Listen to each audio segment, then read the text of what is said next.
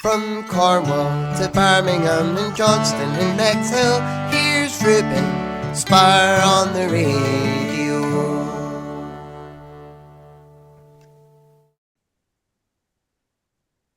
Hello to the Courtyard Jesters. How are you both today?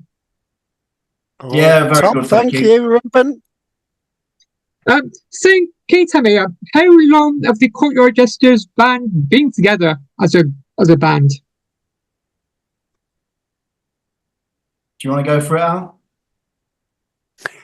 Yeah, well, and it's not the simplest of answers, but I suppose as a group of three people, as friends, we've done stuff for quite a few years. Little bits and bobs, odd songs here and there, live gigs and things. But I suppose Courtyard Jesters as a band probably started during lockdown from a creating point of view. So what, 2020 was that? Yes, seems like a long time ago, but not. And then we've sort of steadily been working on the album. We all live in different parts of the country. We've had to do a lot of remote working and remote recording and files and things backwards and forwards, all of that kind of stuff. So it's been quite a long process for us to get and do it. It's not like the old days where you popped into a recording studio as a band, did all 10 tracks or 12 tracks of your album and then came out again. It's been a much different process, really enjoyable. But yeah, I suppose really the meat of us constructing the album has probably taken about a year, 18 months, something like that.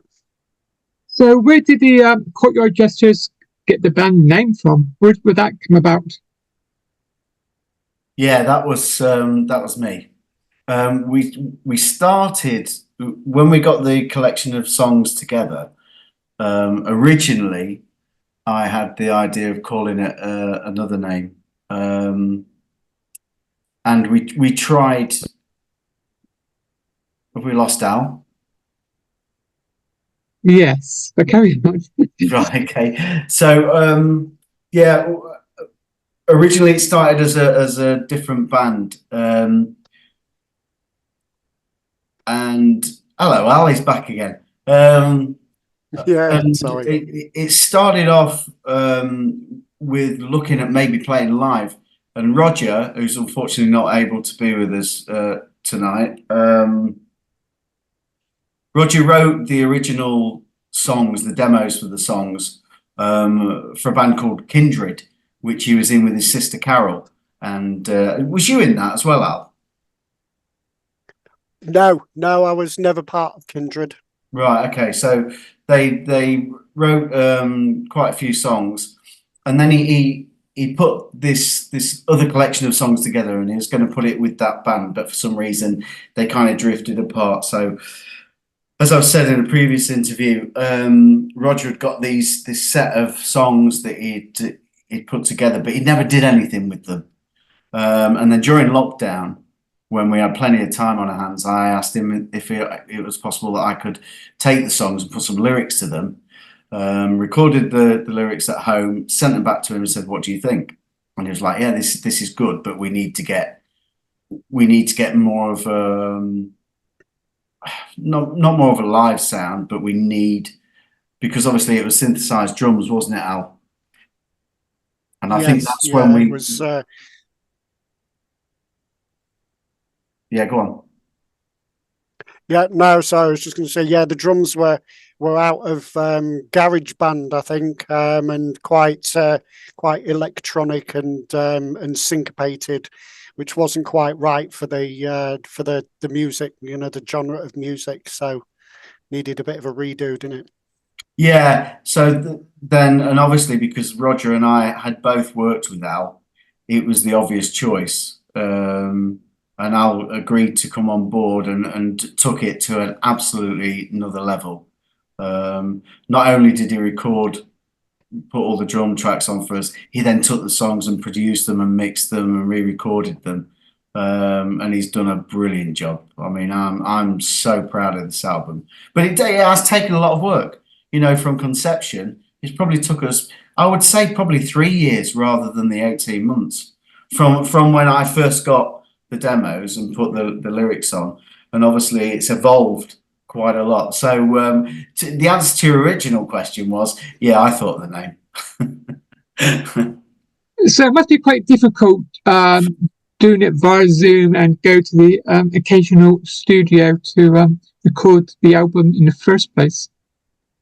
Yeah, I mean, yeah, yes, but no, because Al and I worked together on my solo projects and that, and I'm quite able to go to Al's and record. Sorry about the dog barking, by the way. It was easy for the two of us, but Roger was always kind of a sleeping partner within the band. But I really wanted to keep him involved, so he's been involved in the process all along. But yeah, he kind of said, "You've got the stuff. You and Al do what you do, and I'll work along." So yeah, you know, remotely, it's been taxing at times, but when we get together in Al's studio, that's where kind of the magic happens, doesn't it? So, can you tell me more about your first single that released called Apocalypse 2020? Yeah, lyrically, obviously, there's a definite kind of nod towards what we were all going through in the lockdown, and I think lyrically you can hear that within the song, and it kind of set us up really for where we wanted to go with the album. That's why we've put it at the start of the album. The way that we formatted the album, it kind of tells a story as such of kind of where we all are, and I think everybody can tap into that as well, especially what we went through from 2020 through the lockdown. So, can you just tell me more about Now? Yeah, Now was the first song that we put a little video to it as well, didn't we, Al? Yeah. Yeah, again, that's Sean's department.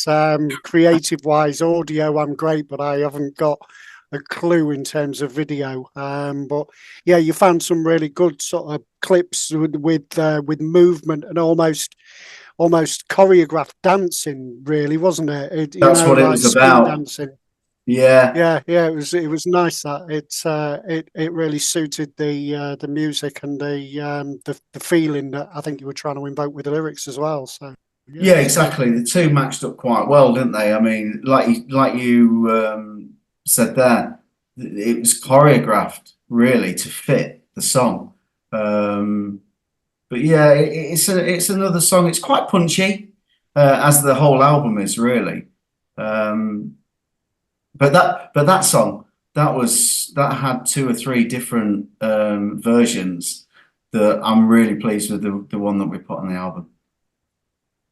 So, where do you get your inspiration? Where did the album come from? Ooh, that's a tough one. I think, like most musicians, I think you have your influences, and I definitely think that there is I definitely think that there's influences in there. This is a different genre for me, and it's a genre that I really, really enjoyed doing, and I think I'll agree.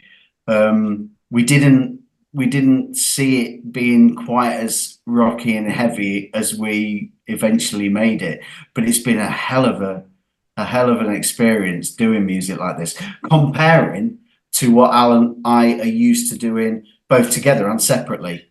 It was kind of out of our comfort zone, really, wasn't it?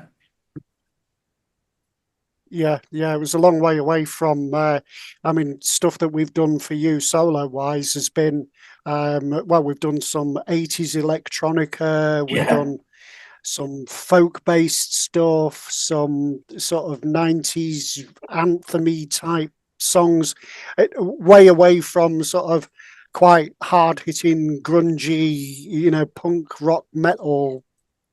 Yeah. It's quite hard to define it, but it was fun to do. Yeah, big learning curve on the way, and understanding a bit more about what makes a good, you know, a good drum sound in that kind of style of music, and what how powerful guitars actually need to be to cut through that kind of stuff. So, but the one consistent thing through it, of course, is the quality of Sean's voice, which, you know, he's a bit of a genre defying kind of voice, really. You know, he can sing a ballad as easy as he can sing, you know, hard hitting rock, and that's quite an unusual quality. You know, often singers will. They won't work across different genres, but Sean manages to pull it off pretty well.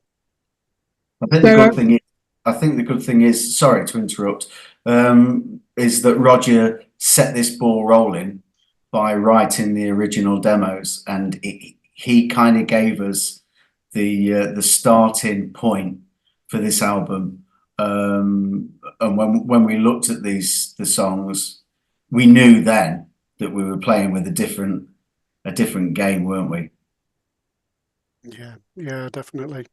Yeah, now Rogers, he in a past life, and I think quite recently actually, Rogers a guitar teacher, and he's a very, very accomplished player.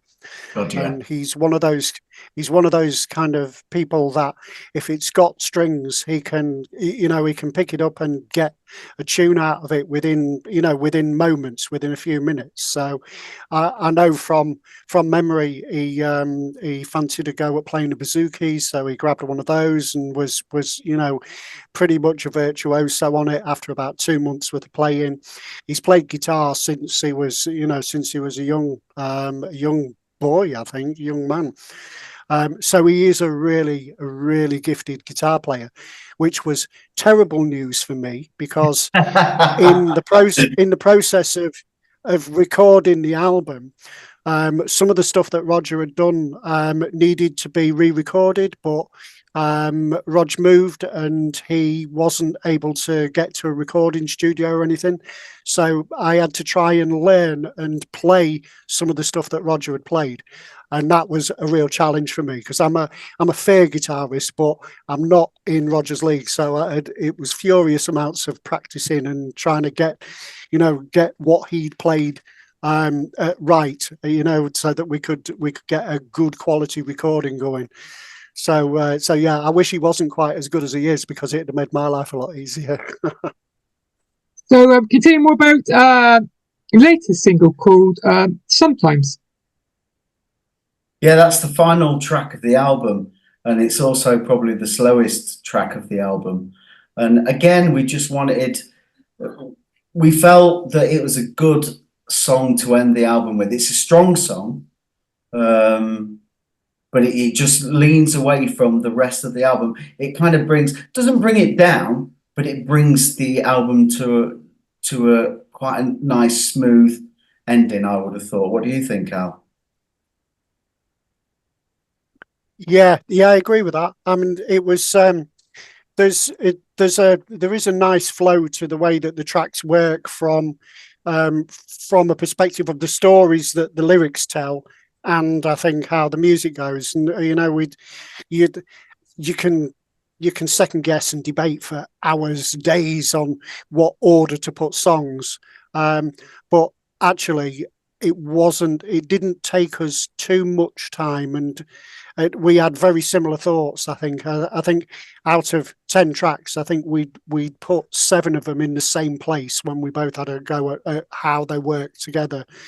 So yeah, I like all the tracks on the album. Obviously, I would be it would be terrible if I said I didn't like any of them, but no, I like them all. But Sometimes he's definitely one of the more radio rock friendly tracks on the album. I would say, probably would cater to a bigger audience. It's not as grunge metal-y as some of the others, perhaps. So, can you tell me more about your debut album called Origins?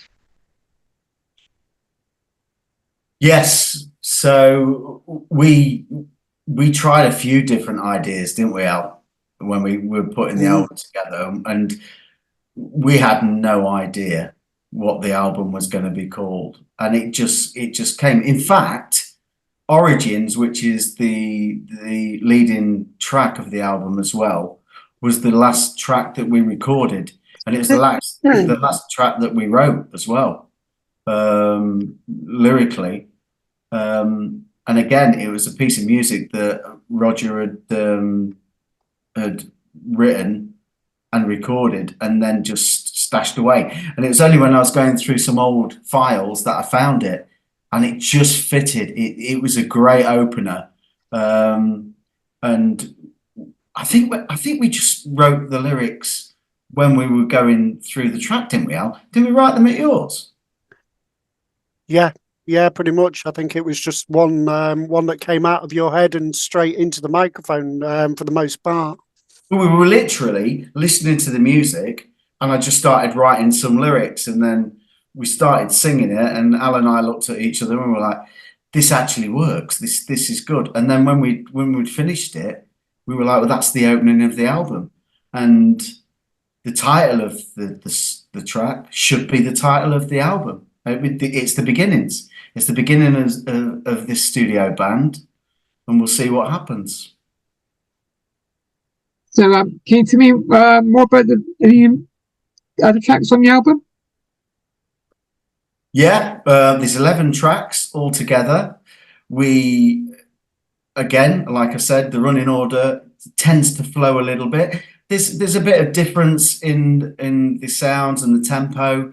We're very fortunate that on the 10th track, we have a very gifted guitarist called Mark Grider that features on it. He's a guy that lives out in Philadelphia in America, goes by the name of Fed by Sound. Lovely guy, as all the musicians are that Al and I have worked with.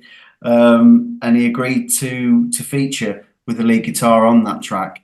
And it is one of my favorite tracks, and it's slightly different to the other tracks as well. What do you think, Al?